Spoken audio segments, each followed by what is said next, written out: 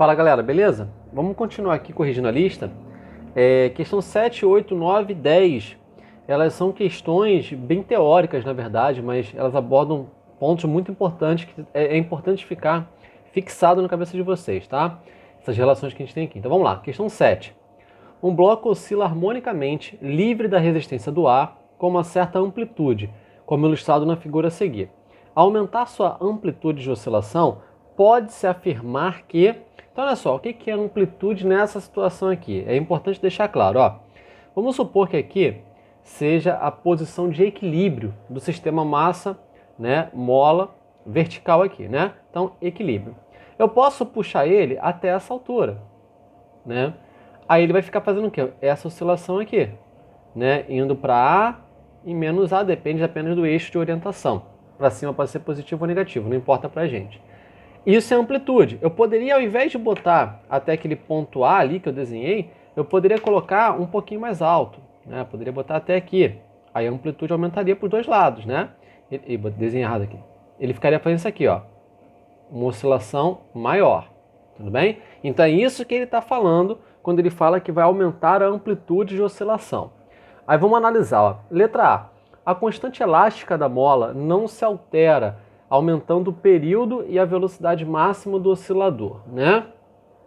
A constante elástica de uma mola ideal, né, quando a gente fala de questões de física que tem mola, se a questão não deixa bem claro, ela está falando que é uma mola ideal, que você pode usar a lei de Hooke, né? Lembrando que a lei de Hooke você só pode usar se for ideal, né? As molas, às vezes, elas não são ideais. Por exemplo, se você pega uma mola de pregador de madeira e estica ela muito, chega uma hora que ela não volta mais para a posição original, porque ela não é uma mola ideal. Uma mola ideal não, ela sempre vai voltar e sempre vai se comportar com uma constante, como o próprio nome sugere, né?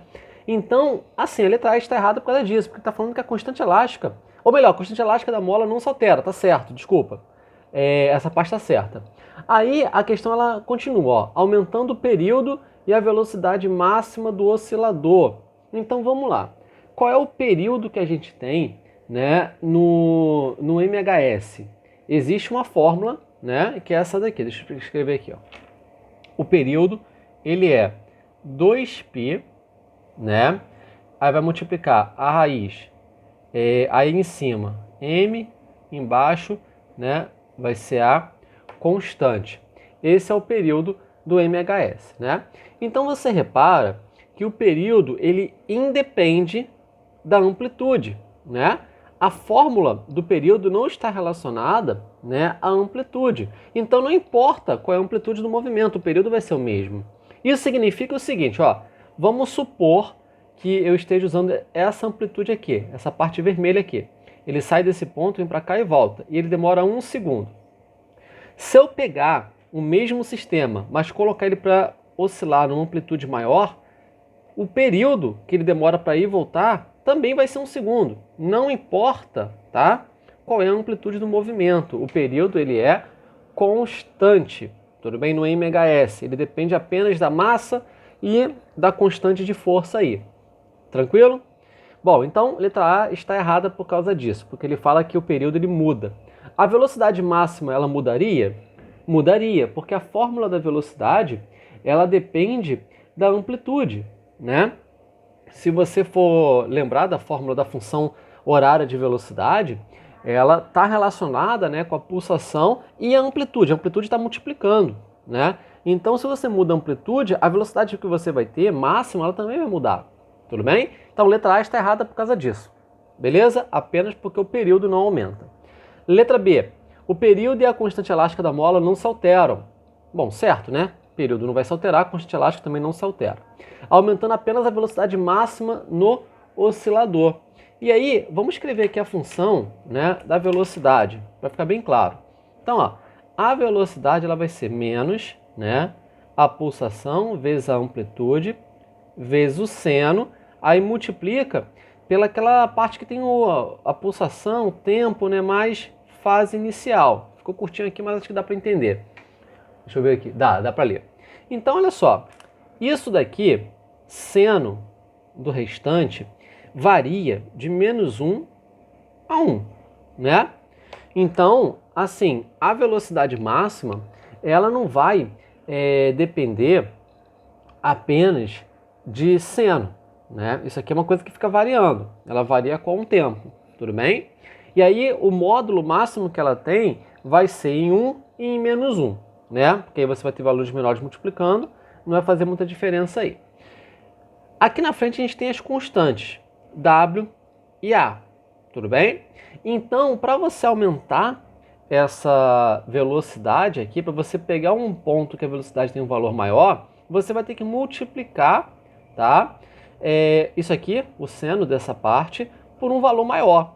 Então, se você aumenta a pulsação ou se você aumenta a amplitude, você vai estar aumentando o produto que você tem aqui na frente, fazendo com que exista pontos que a velocidade tem um valor maior. Entende? Porque aqui são constantes, na verdade. Então, tá certo, a letra B tá certa, porque se você aumenta a amplitude, né, a velocidade máxima do oscilador também vai aumentar. Então, a resposta certa é a letra B. E todas as outras alternativas, elas vão estar erradas pelo mesmo motivo, tá? Porque ele fala que você vai ter o período da constante elástica oscilando, aumentando, né, o valor. Né? Ó, letra C, o período aumenta? Não. Letra D, o período, a velocidade e a constante elástica aumentam? Não. Letra E, o período, a velocidade e a constante a constante elástica da mola não se alteram. Aí a letra E está errada por causa de quê? Porque ela está falando que a velocidade máxima do oscilador ela não vai se alterar. Então está errado, porque ela se altera. Tudo bem?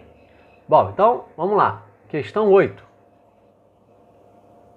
Ó, um bloco de massa 4 kg preso à extremidade de uma mola de constante elástica 25 π² Newton por metro está em equilíbrio sobre a superfície horizontal perfeitamente lisa, no ponto O, como mostra o esquema.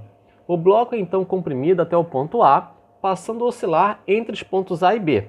A energia potencial do sistema, massa mais mola, bloco mais mola, né, é máxima quando o bloco passa pela posição.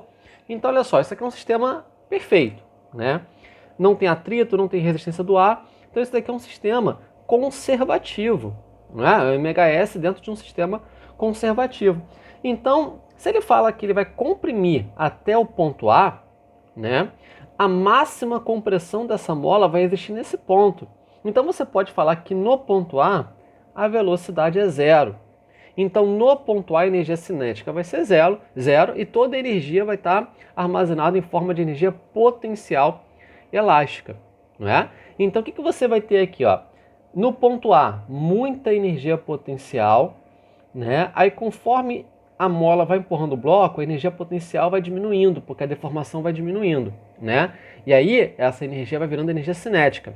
Chega no ponto zero, que é o ponto de equilíbrio, a mola não vai estar deformada, então ela não vai ter energia potencial. Então, nesse ponto zero, ó, energia potencial elástica é zero e a energia cinética é máxima. Aí continua e começa a esticar a mola, né? A mola vai esticando.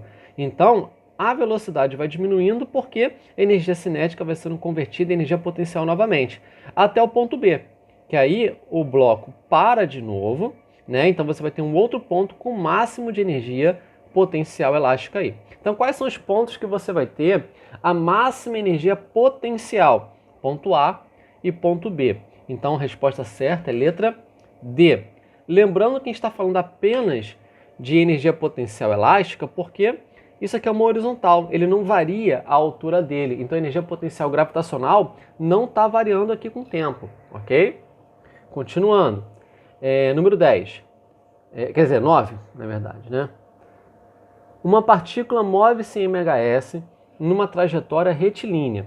A figura mostra a energia potencial da partícula em função de sua coordenada x.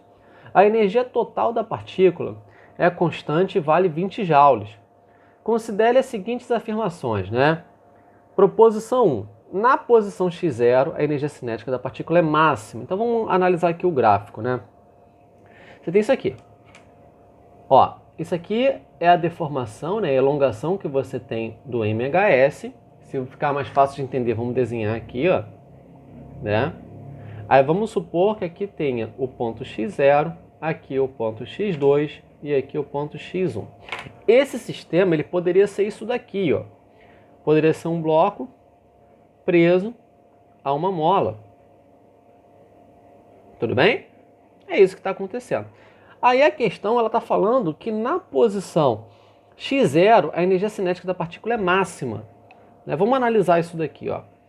Se eu comprimo essa mola empurrando esse bloco aqui para essa posição, né, vai ser um ponto que a energia potencial vai ser máxima. Vamos considerar que x1 e x2 são os extremos, né?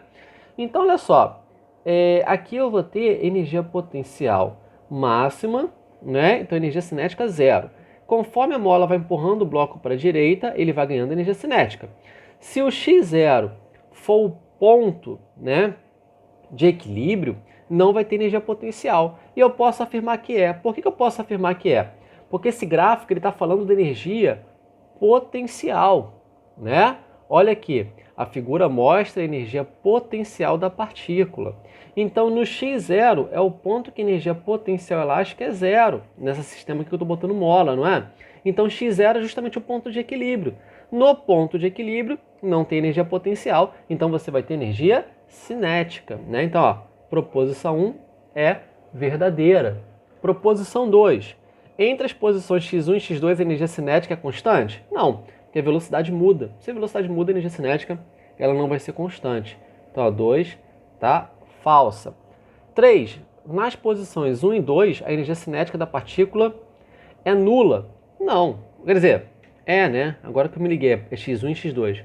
Vai ser, né? Por quê? Porque são os pontos que ele vai ter o máximo de energia potencial, a x1 e x2, ok? Então, se ele tem o máximo de energia potencial, são os pontos que a velocidade é nula, né? Então, são os pontos de energia cinética nula. Proposição 4. Na posição x0, a energia cinética da partícula é nula. Bom, x0 não vai ser nula, né? x0 você vai ter, na verdade, energia cinética máxima, ok? Bom, então, nós vamos ter aqui 1 e 3. Resposta certa é letra C. E aí é interessante você ver como é que ficaria a energia cinética nesse gráfico, né? Ela no ponto 1 seria nulo, no ponto 2 seria nulo, no ponto x0 seria máxima. E aí você vai fazer aqui, ó, vai ver que vai ficar assim. Porque a soma que você tem do rosa com o verde, em qualquer vertical que você tire aqui, tem que somar 20, porque a energia mecânica tem que ser constante, né? Ela é um sistema conservativo esse MHS.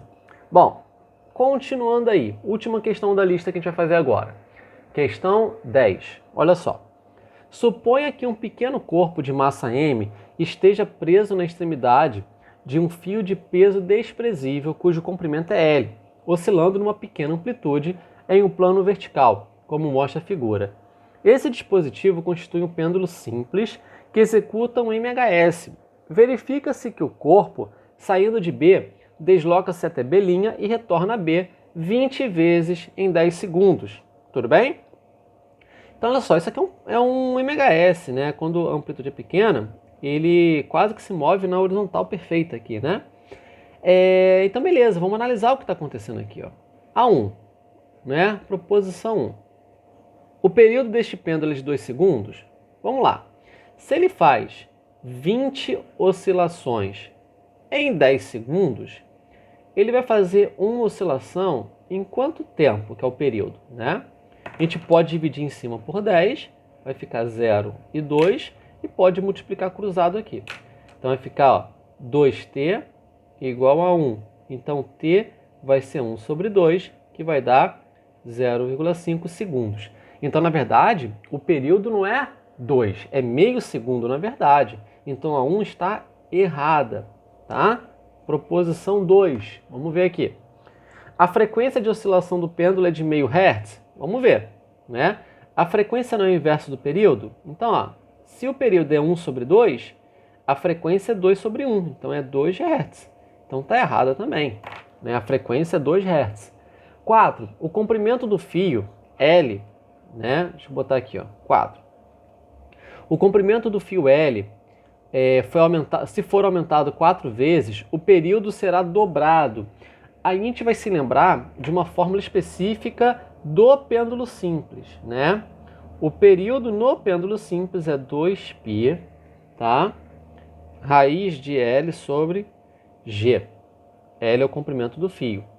Ou seja, não depende da massa, né? Aquela outra fórmula de período também se aplica aqui? Sim, né? Só que a constante de força é mais difícil de achar, então a gente não usa. Tá? Geralmente no pêndulo a gente usa apenas essa. Então, olha só, eu estou falando que eu vou aumentar, né, que eu vou aumentar o comprimento 4 vezes. Então aqui dentro vai ficar 4 vezes. Né? Só que quando eu multiplico por 4, ele está dentro da raiz. Quando ele sai, ele vai sair como 2. Então ele vai sair multiplicando essa fração aqui por quanto? Por 2. Então o período ele vai aumentar quantas vezes? 2 vezes. Então tá certo, né? Se o comprimento for aumentado 4 vezes, o período do pêndulo será dobrado? Corretíssimo. Tá verdade, verdadeiro. Né? Então vamos botar aqui, ó. Verdade. 8. Proposição 8 aí, ó. Se a massa do corpo suspenso for triplicada, essa frequência será multiplicada por raiz de 3? Não. Período e frequência dependem apenas do comprimento e da gravidade. Apenas desses dois. Ok? É o que a fórmula do período está mostrando aqui pra gente. Tudo bem? Aí você fala, pô, mas aqui, ó, olha o que você vai ter. O período aqui ele depende da massa. Não depende da massa? Depende. Só que a constante, ela não é a constante de força, ela não é fixa aqui. Ela vai variar também, né? Porque a força que você vai ter aqui no pêndulo é peso e tração. E elas variam porque você vai ter o ângulo variando. Então a componente que é importante para a gente fazer aqui a força na trajetória, né? A força componente tangencial, ela vai mudar. Então, como a constante aqui não muda, eu não posso fazer uma análise apenas na fórmula, porque K vai estar mudando com o tempo. Então eu não posso usar essa. Por isso que eu uso essa, por quê? Porque a gente considera que G é constante e 2π é constante. Então dá para fazer uma análise em função de L. Tudo bem? Então a número 8 está errada, falsa. Tá? Agora a próxima é a 16. Deixa eu pôr aqui para cima. Pronto. 16. Ó. Se o valor local de G for 4 vezes maior, a frequência do período será 2 vezes menor. Então, de novo, vamos fazer uma análise aqui. Ó. Nós sabemos, né, que a frequência é o inverso do período. Então, vamos primeiro analisar o período e depois é só inverter. Né? Então, 2π que multiplica a raiz de L sobre G. Eu estou falando que eu vou multiplicar a gravidade por 4.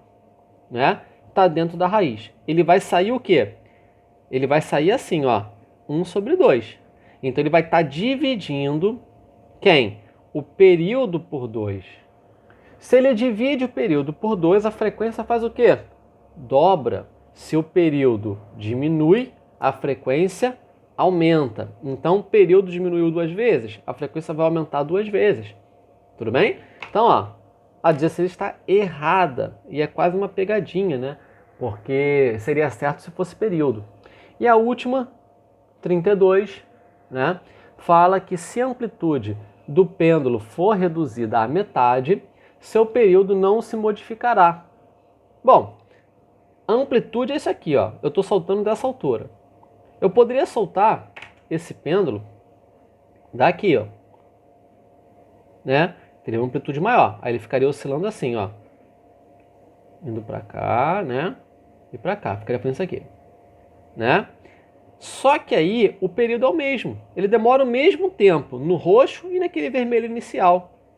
Até porque, ó, o período depende apenas do comprimento e da aceleração gravitacional. O restante é constante. Então a 32 está errada. Tudo bem? Então a resposta certa é a soma. Soma de quanto? 32 e a outra certa é qual?